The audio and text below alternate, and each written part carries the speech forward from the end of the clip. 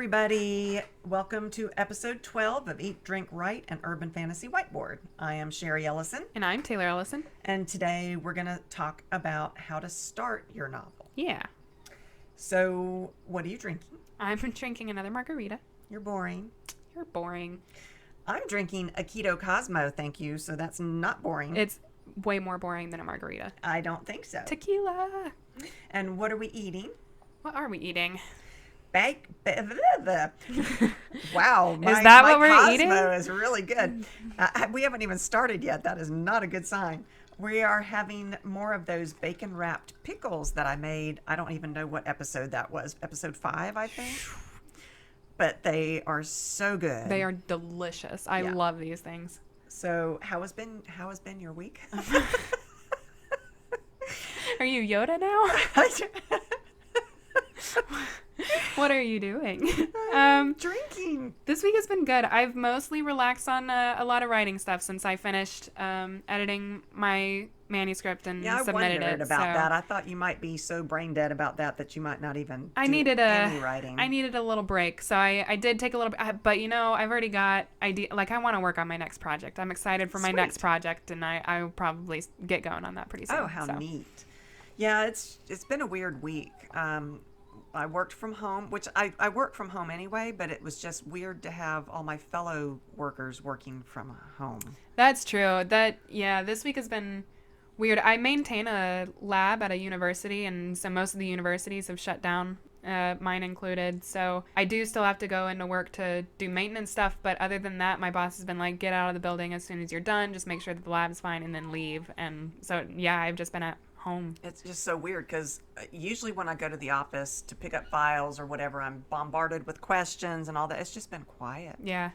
People are scared. Yeah. I have some good news. What is your good news? I submitted my queries and my chapters to the agents. Congrats. So it's now scary. I feel like vomiting. Yeah. It is very scary.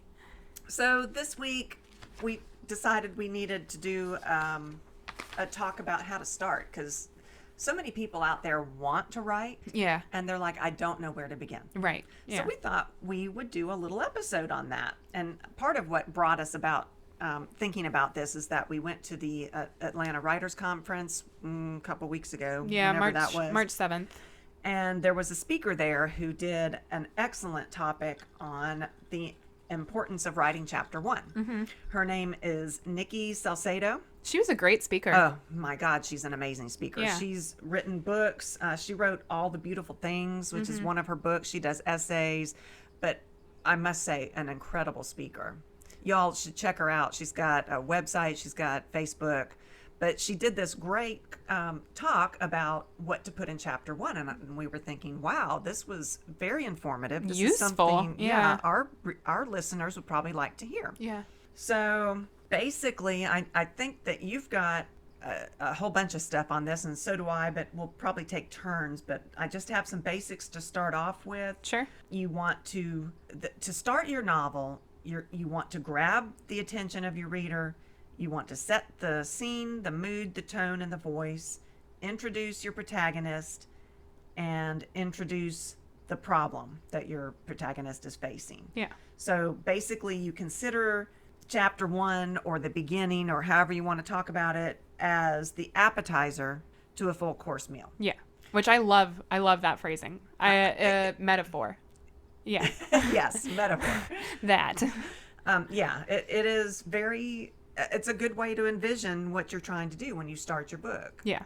So I know that you've got a bunch of stuff on how to start. So let's start with you, and then I'll jump in and we'll go from there. Sure. So when we did our mini, I had like a scene protocol, I called it. Yes. So I kind of have the same idea for beginning your novel. There's my little scientist daughter. You have a couple of them. I do. Yeah. So I have a little type of protocol to begin your novel. Okay. So the first thing I have is you have to settle on an idea, first of all. And we talked a little bit about that in our plotting episode. How do you come up with your ideas? Yeah. And they can come in dreams, or they can come from TV shows, or they can come from any of those kinds of things. And you don't have to have it 100% figured out before you start. Like, that's not completely necessary, because it's probably going to evolve as you go. But just that spark that gets it going. Okay. Make sure you settle on that. And then pick a location, because that's going to be really important. It's going to affect your characters. It's going to affect how you write the book. It's going to affect the ambiance. I agree. I mean, if it's set in the equator, it's hot. If it's set in Antarctica, it's cold. Right. Yeah, exactly. Or if you have a city like my last book, the book that I just edited, is set in Savannah, Georgia, and that has a very specific feel to it that I want to get across as I'm writing. It's, it's by a river. It's close to the beach. It's got dolphins and big cargo ships that go by, and River Street and all this kind of stuff. You make me want to go. Oh, me too. I make myself want to go. So yeah, your location is important, and it'll affect your characters, and the time period is also important to think about. Good point. Yeah.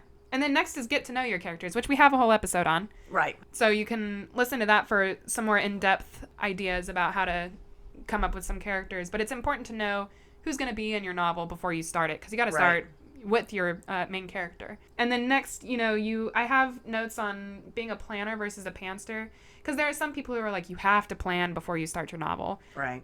But I don't think that's true. I think you can also wing it. Well, yeah, I would be doomed if we had to plan. If you had to because plan. I am much more a pantser than I am a plotter. Yeah. Or planner.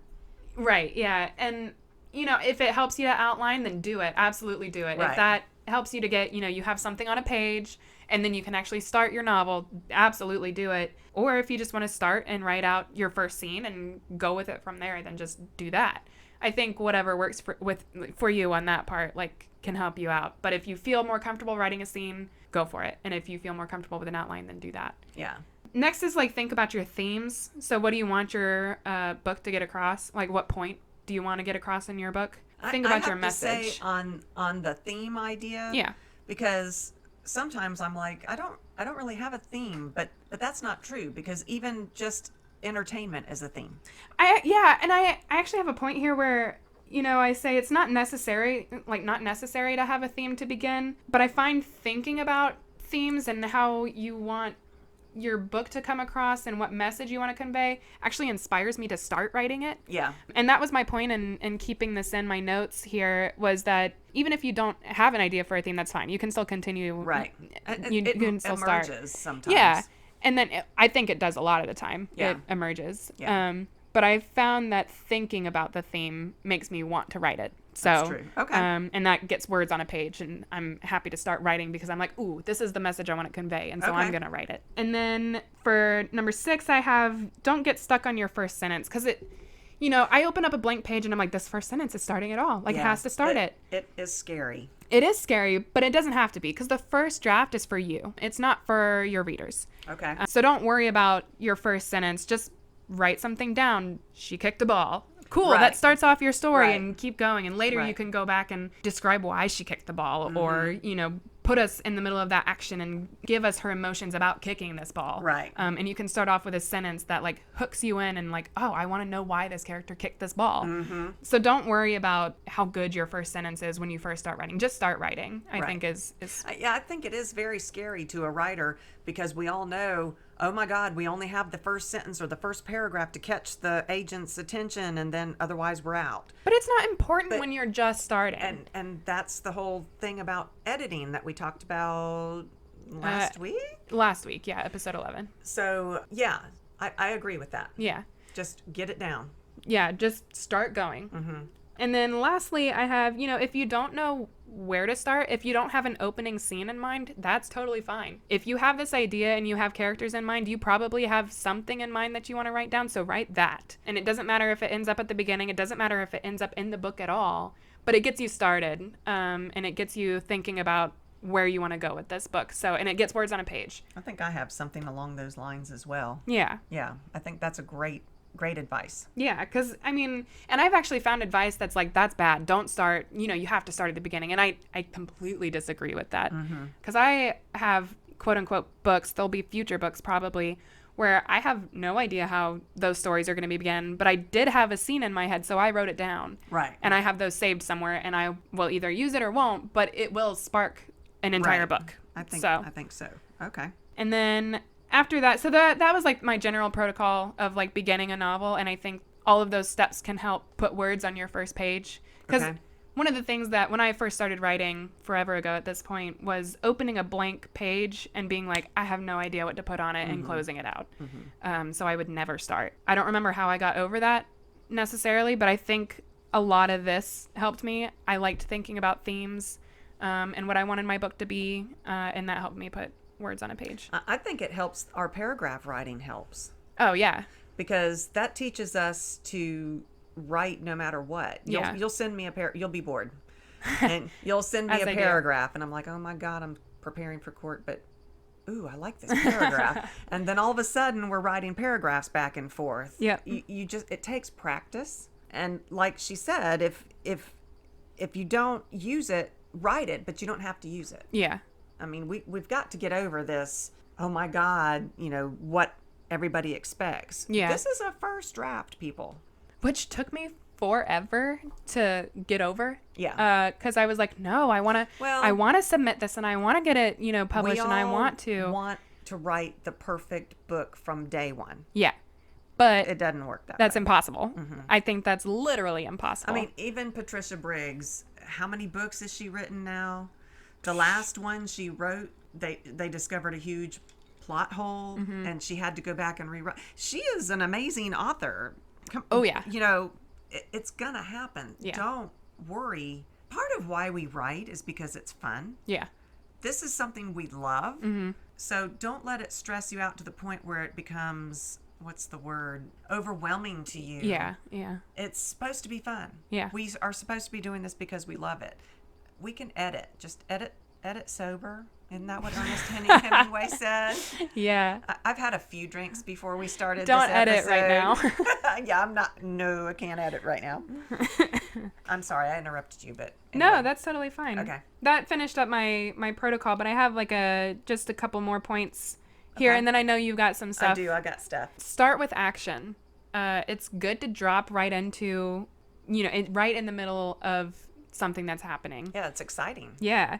Don't worry about too much info. Like you need enough to get across the point, like, oh, where are they at? What are they doing? Why are they doing this? Why do we care? But don't add in, a ton of backstory or a lot of detail and like that kind of thing, which I know you've got some stuff about. I do. And then, don't get too heavy with description because that can slow the pace and, not interest your reader in continuing. Yeah, you want to hook your people first, then you can delve into the details. Yeah, yeah.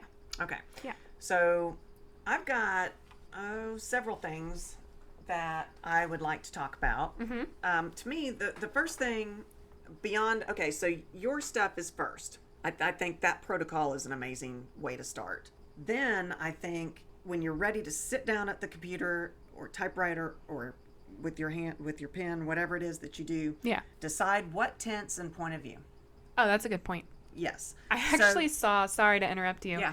I saw when I was doing these notes that you should not write in present tense and you should, that was like a big thing. And I was like, I completely disagree with that. Because I know that you've got some in present tense. I do, and I'm going to talk about it during this episode. I've got information about that. But I disagree with it. I do too. I did read that as well. Yeah. But basically, your normal points of view are first person point of view, third person point of view, or the omniscient point of view. Right. So if you can't decide which point of view your book should do, write the scene from each one. Yeah. See what feels right. That's really interesting. Yeah. I mean, it may feel right in present tense. That's actually, okay, I'm going to interrupt you again. So I do these little writing exercises where I get a random sentence from one of my friends or my family, and then I write a one-page scene or story or whatever. You've told us that. About that sentence. Yeah. And so in these sentences, I try to challenge myself and write outside of my comfort zone.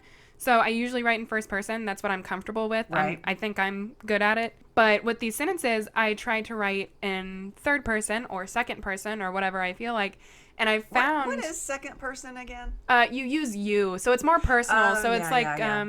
You walk into a room and you see a black wall, blah, blah, blah, blah, blah, whatever. Okay, I gotcha. So I try to write in all of these different point of views, and I've found that there are certain ones where third person just feels right. And that doesn't happen very often for me. Right. And so when it does, I'm like, oh, yeah, this is supposed to be third person, and I think you talking about writing it from each one, I think that can be very helpful I think in so terms too, of because you'll know what feels right. This does right not feel what it right. should I'm be. struggling here, so obviously this isn't right. Right.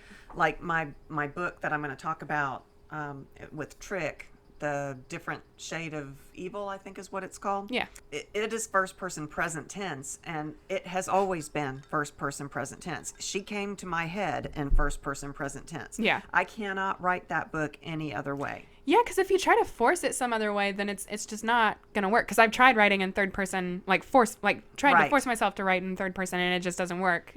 It helps if it feels natural. Yeah, this book, and it was so surprising to me because I have never written first person present tense. Right. It just, and that she was adamant. Mm-hmm. That was how this book was going to go. And I didn't have a choice. And so I've gone along with it, and I love it. Yeah, yeah. Which I think it can absolutely work, which is why I'm kind of upset.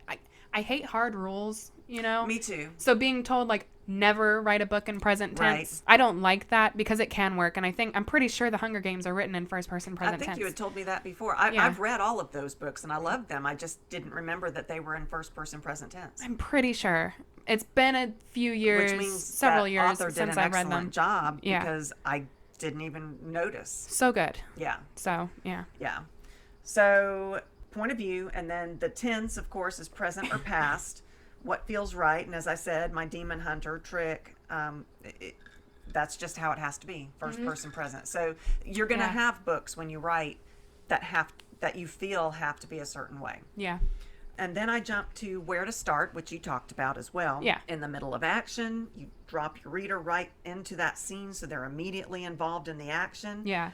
Is there discussion that goes on? Is there more than one character? So there's discussion. You can make that discussion part of the action as well. I have a random question for you. Yes. Do you think it's necessary to have more than one character at the beginning? No, I don't think so. I mean, like with Trick, her scene opens with a fight scene with a random demon. He's not a character we ever see again, but there is another person there. And I guess that's my question is, Do you have to have Yeah. another person? I don't think so. I'm trying to think of examples where you don't, and I can't off the top of my head, but it was just a question.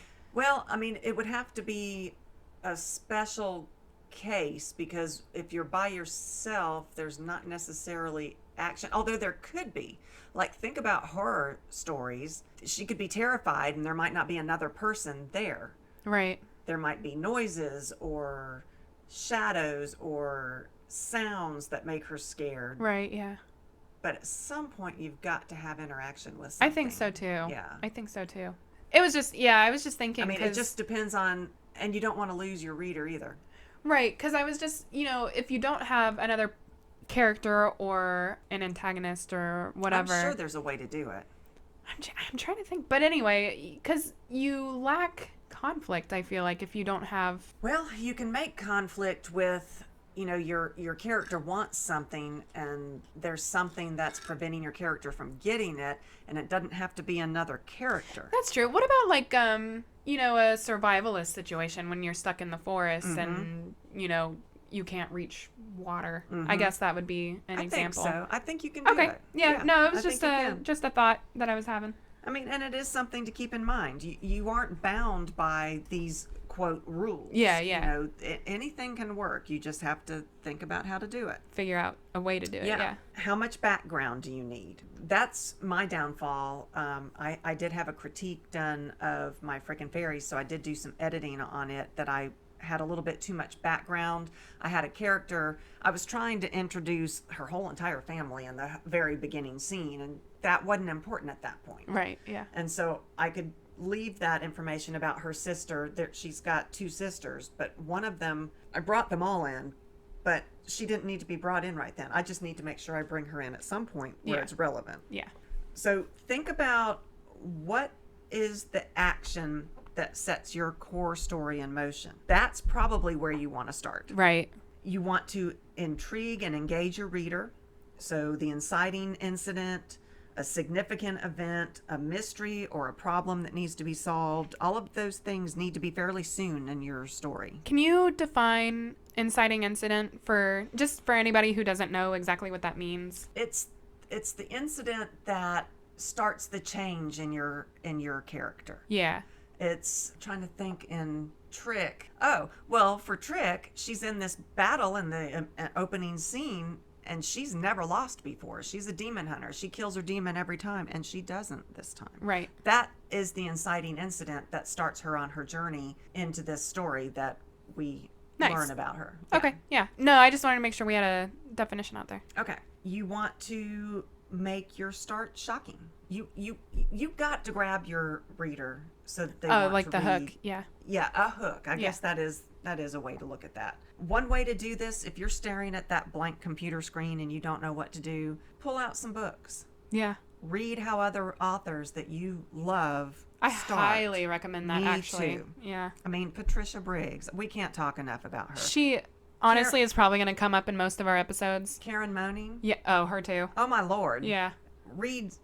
What was the first sentence in book 4 where it's like, It was book 3. book 3. And it was, I would die for him. him. Yeah. Oh my God. And yes, read. Yeah. So good. Yes, just read it. I won't say anything about it. I know. She is amazing. So yeah, pull out those. That will help spark your brain. Mm-hmm. Don't be afraid of that blank page. Just start writing. Yeah.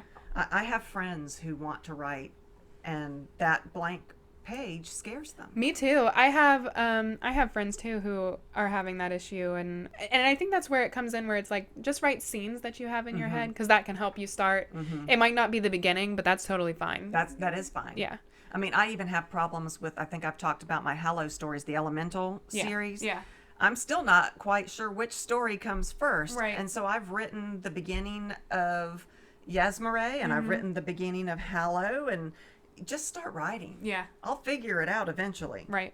I don't want to stare at a blank screen and say, well, I can't do it. Yeah. Yeah. And so I will figure that out. Okay, so let's see, what else do I have? Oh, and this next point is what we just said. If you aren't sure, pick a scene that you know is going to be in your book and write it. Yeah. Yeah, that's what we just said. And I talk about Hallow, how I'm struggling with the starting point. Wow, it's like you wrote your own notes. I know. Wow, I obviously forgot them. Brainstorm. Brainstorming is a fun thing. Yeah. I love to brainstorm. It's all the what if ideas. Honestly, it's just like daydreaming, and it's It is. It's so much fun. It is. You've got to introduce the problem in the beginning. yeah. Is that the perfect starting point, though? Or is it something that leads up to the problem that's the perfect starting point? Think about what the problem is. You don't want to start too fast so that your reader is going, wait a minute, what happened? How did we get here? But you also don't want to have too much information where they're going, I don't care how we got here. Yeah, exactly. Which I think it's important also to note that it's subjective, because at the writers conference that we went to a couple of weeks ago, I had a 10-page critique on the book that I just edited and submitted, actually. And in those first 10 pages, she was like, you know what? You've moved into the action too quickly. She said, it feels like we've gotten to the inciting incident too fast, and it's just, I think you should take it a few pages back and give us, a scene, a more mundane scene. And I was like, okay, that's interesting. But then that same first page that she read was read in front of 7 agents, and all of them liked it. Yeah. As a starting point. Yeah, so I think it's all one of them had a problem with it. Right. So I think it's all subjective. One person wants more before an inciting incident, and then, other people might enjoy where you start. And that doesn't mean you're wrong. Right. Yeah, exactly. I mean, do what you want for your book. Don't change your book. Well, I say that. Don't change your book for what others want unless they're all saying the same thing. Then you got a problem. Yeah. Right. I mean, don't be so enamored of your own work that you can't be open-minded and change it. Yeah, I agree. I think critiques are important, and I think a lot of what my 10-page critiquer said, she had a lot of good points, but it was really eye-opening to see the opinions of agents as well, and they thought that, the starting point was fine. Well, and how one of them would say, oh, I really didn't like this, and the other one was like, oh, I loved it. Yeah. Come talk to me. Right, exactly. It's completely subjective. Yeah, so don't... I've been rejected over and over and over. Don't let that get you down. It could be the very next one you submit to that absolutely loves it. Right. Yeah. So, yeah. Okay, so starting your book, present your protagonist right away. Yep. We want to ground the reader in the protagonist's perspective. Yeah.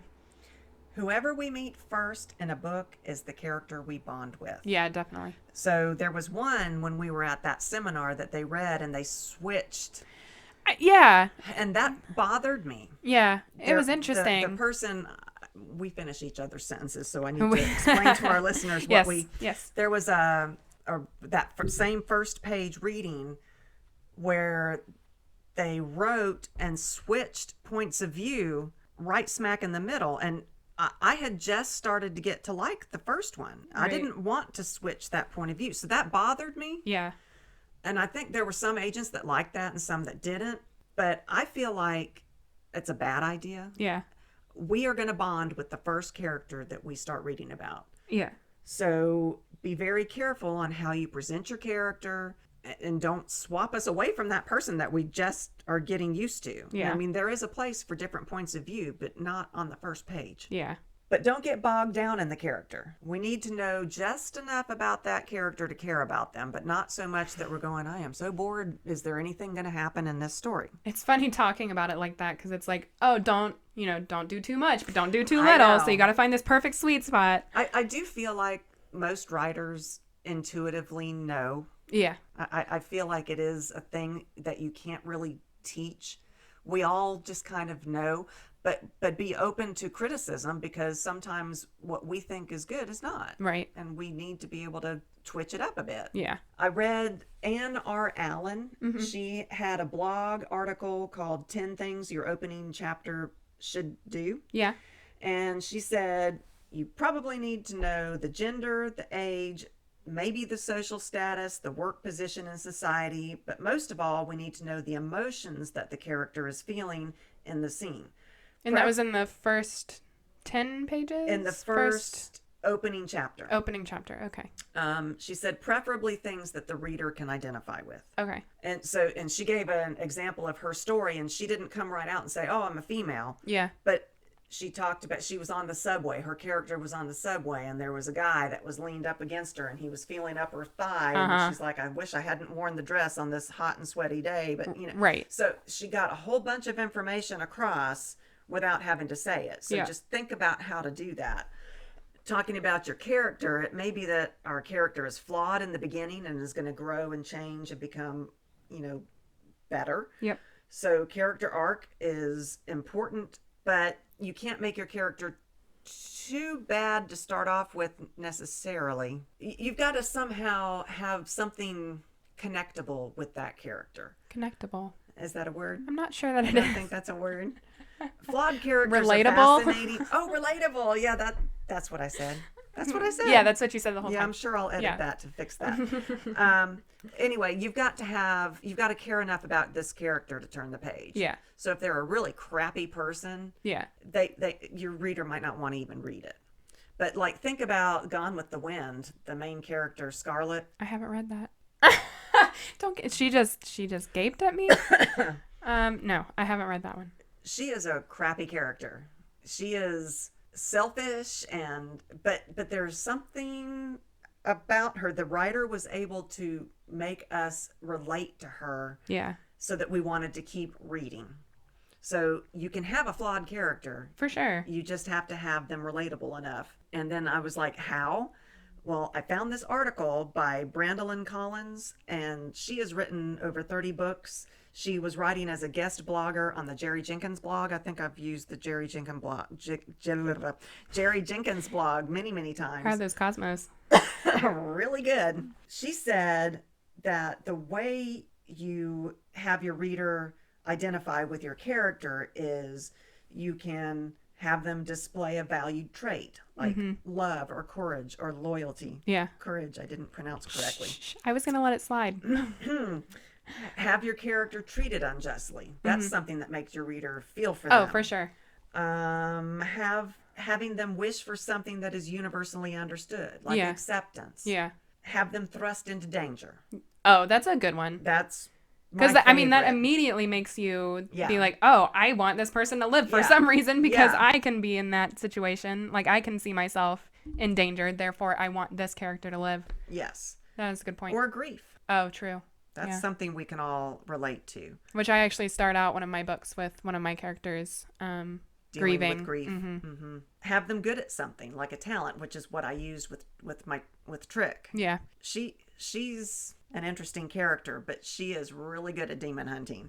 And you see that because it starts off in a battle, which, I haven't had anybody critique that yet. So I don't know that it's a good place, but I like where it starts, but I am certainly open to changing that if I have too many inputs that say, this is not good. Right. Have them face an inner struggle. So those are all ways that Brandolyn Collins said was a good way to have your reader identify with your character. Yeah. So, and with Trick, in a different, wow. Oh, yeah? Different shade of evil. Okay, so I need to not start drinking before our podcast episodes. Okay, so this is a little bit of a scene, this is a couple sentences from Trick. Yeah. Gripping my knife, I ease into the alley, pulling the shadows with me. They stretch, straining against me, not wanting to leave their dark shelter, and I tug, feeling them elongate like a rubber band, finally snapping into shape around me with a slight sting. Sometimes I think they do that on purpose. So that is in my very first page. Which I think that's actually decent because, first of all, you use your senses. And that, I think, too, can help you bring in your reader into your novel. And so it helps you relate with your character, like that sharp sting. Everybody knows what a rubber band snapping against your skin feels like. So that, I feel like, puts you straight into her head. Yep.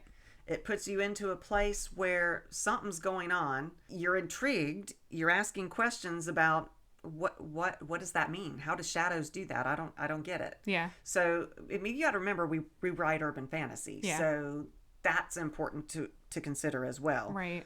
So I just thought that was an interesting little way of showing how you can engage your reader. Yeah. The next thing was magic. We are fantasy writers. We're urban fantasy specifically. Make sure that magic pervades your novel's first pages. Magic is going to be important. You don't agree?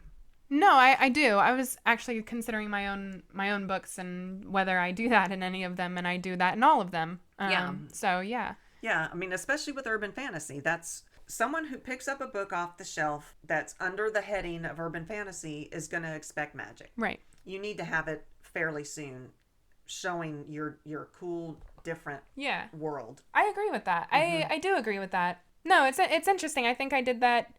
I don't want to say that I did that like subconsciously, but I think we do. I think that writers are intuitive. I think that we do. Yeah. Which is why it's interesting to do these episodes. When we do this research, we're like, wow, we do that. Well, I also think it's like, if you are writing urban fantasy, it's urban fantasy for a reason. So magic is involved and you're probably excited about that magic. And so, you're going to end up writing about it pretty soon anyway. So right. I don't know that it's necessarily like, oh, I subconsciously put magic in there. It was more like, I'm excited to show the magic that's in here. We have to put magic in there. Yeah. Right. And then the details, which you had talked about, you've got to be careful about how much detail you give right off. It's this balancing thing. You walk on this razor of too much, too little. Yeah. You want to give the flavor of the setting while engaging your reader in the action. Yeah. So with urban fantasy, sometimes the setting is a character. Right. So, when you, like online, I saw all the time, oh, don't talk about the setting.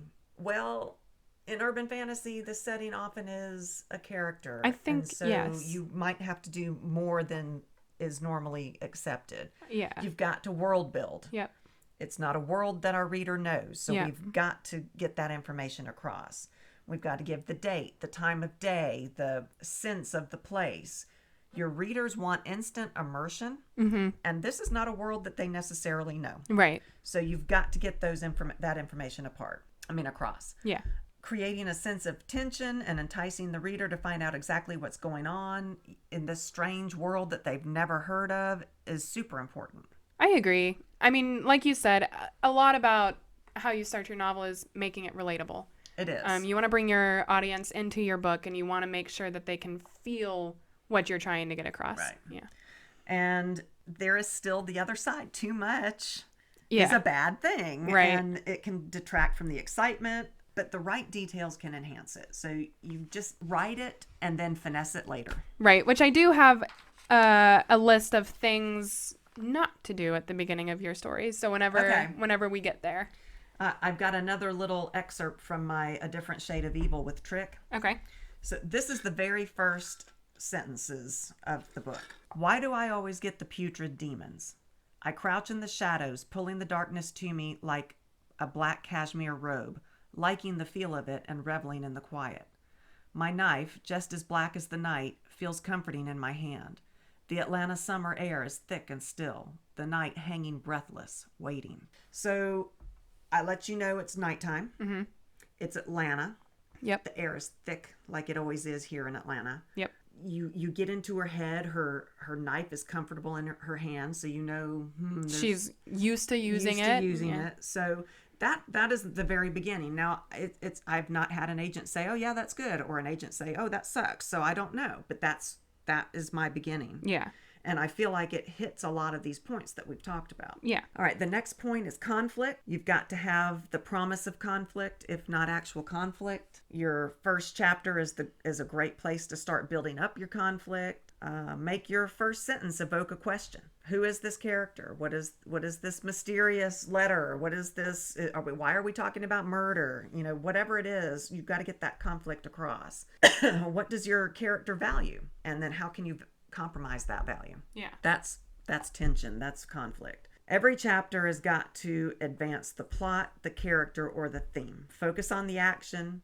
Throw rocks at your character. Have your character make a decisive decision, a decisive action.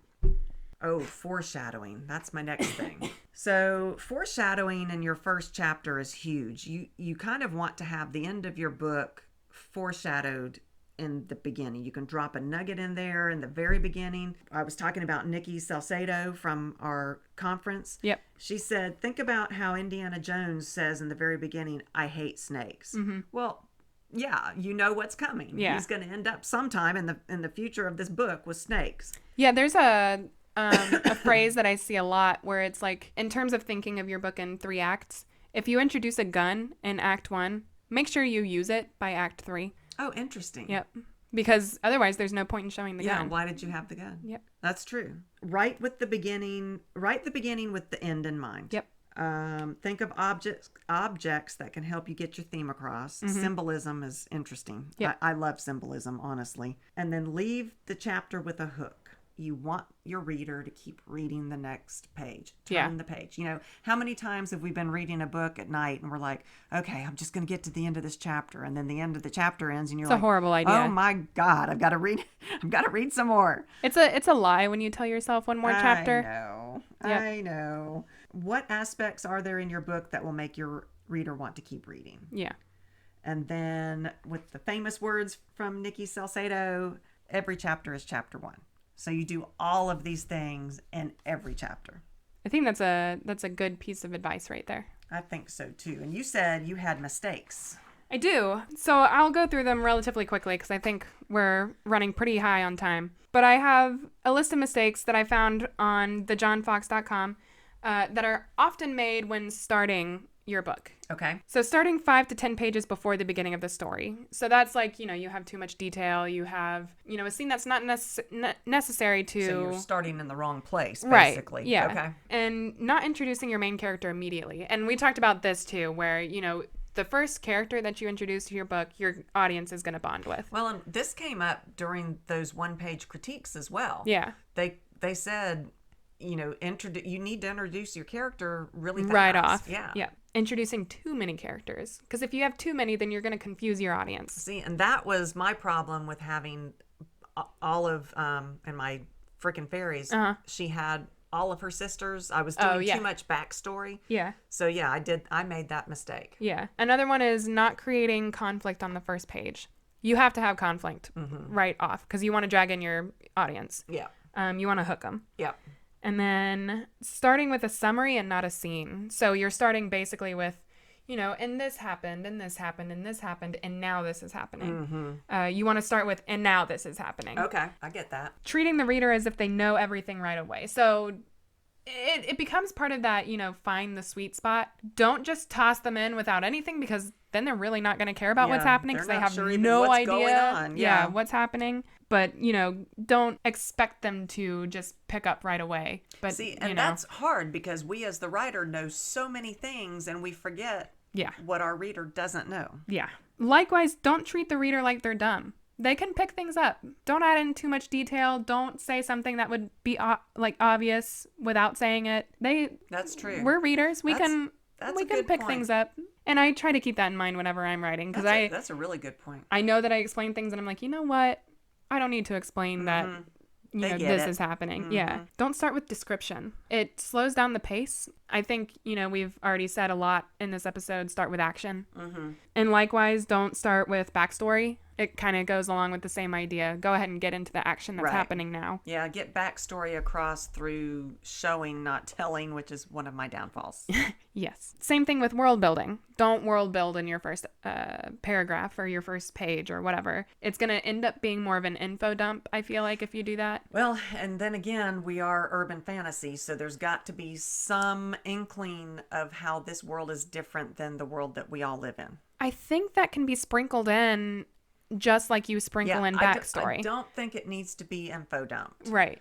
But like with Trick and the shadows pulling with her, we already know something's different than, a normal person doesn't have shadows pull. Right. So that happened through action, which I think is the difference there. It was a little bit of world building, but it was done through action. Right. I think you don't want to just start off with, so my world is different because of X, Y, and Z. Right. And X, Y, and Z happen to make, ABC occur, whatever. Another thing is, don't start with cliches. So like, the alarm clock, waking up, a dream sequence. It kind of feels like you're tricking your audience. I mean, those can work, but I don't think You don't think so? No, I wouldn't do it at this point. What was it at the seminar that one of the agents said they hate scenes that start with chase scenes? Was it not a chase scene? Oh, no.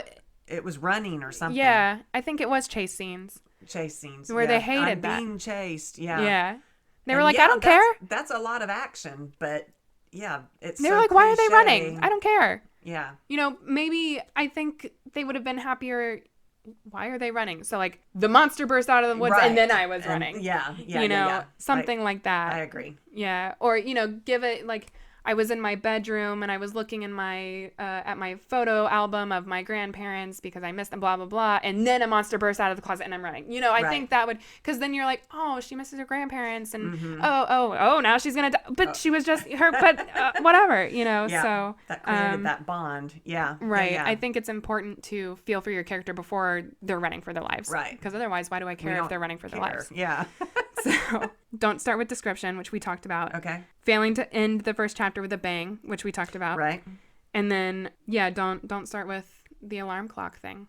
Right. So that's what I've got.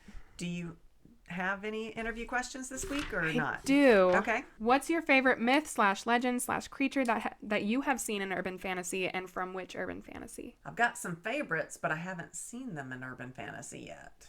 You have to have seen them in urban fantasy. Read the question again. What's your favorite myth, legend, creature that you have seen in urban fantasy, and which urban fantasy did you see it in? Mine's easy. What's yours? Mine is Walkers from Mercy Thompson. She's so cool. She's the daughter of Coyote, and that's why she is a walker, and she can see ghosts, and she can shapeshift, and, it's easy for her to shapeshift as opposed to the werewolves there that can. And I think just the idea of walkers in general is really interesting. I enjoy learning about Native American culture. It's really interesting to me. I think they had interesting ideals, and their legends and myths are also very cool. So I still don't have an answer. The thing that pops into my head, the myth or legend that I'm really interested in is the Loch Ness Monster. Oh, yeah. But I can't think of any books that it was in. Nope. So maybe I'll have to write one. I guess you will. I'll let you evade that question. That's fine. That sounds good. All right, guys. Let's see. Don't forget to leave us a review. We're on YouTube now, so that makes it easier to leave a review. If you don't have iTunes, you can leave a review on iTunes too. We've got spiral notebooks, calendars, sticky notes. Just email us at eat.drink.write.podcast@gmail.com. Once you leave us a review, tell us where it is, tell us your address so we can send you your good stuff. Check out our website at eatdrinkwritepodcast.com. I keep trying to put up different worksheets that might be helpful to you guys, so check that out.